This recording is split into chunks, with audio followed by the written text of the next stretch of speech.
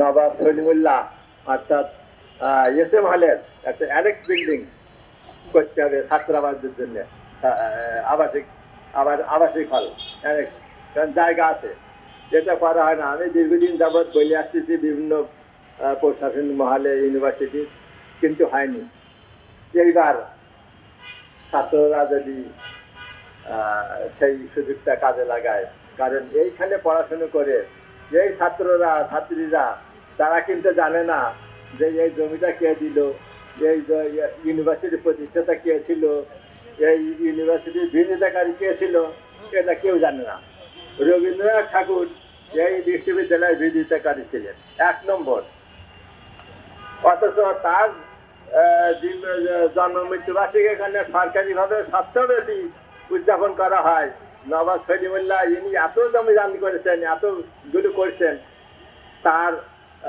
তার জন্ম মৃত্যুবার্ষিকীতে একটা অনুষ্ঠানও হয় না, বা ইউনিভার্সিটি কর্তৃপক্ষ একটা বলেন না আজকে এত তারিখ নবাব সলিমুল্লাহর জন্মবার্ষিকী, এততম জন্মবার্ষিকী, এটাও একটা বিবৃতিও দেয় না। অথচ রবি ঠাকুরেরটা সপ্তাহব্যাপী, তারও বেশি, যখন তখন ইচ্ছা অনিচ্ছায় এখানে তার অনুষ্ঠান উদযাপিত হয়, যে এই ইউনিভার্সিটি বিরোধিতা করেছিল। যাই হোক, এখন আর আমাদের বলার কিছু নেই।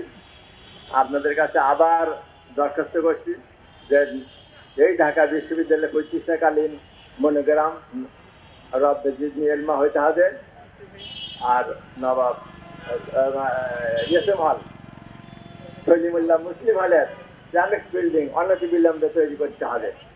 এই বলে মুসলিম লীগের পক্ষ থেকে আবার আপনাদের অভিনন্দন জানাই।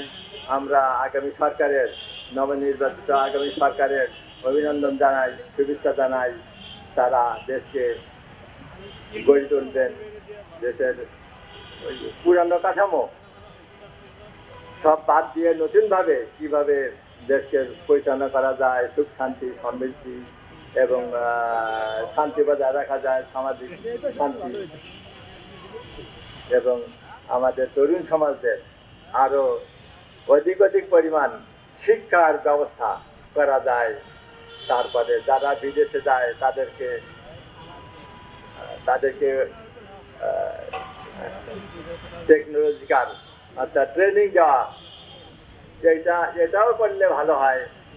এগুলি নতুন সরকার করবে, এই আশাবাদ ব্যক্ত করে আমি আমার বক্তব্য শেষ করছি। আসসালামু আলাইকুম ওয়া রাহমাতুল্লাহ।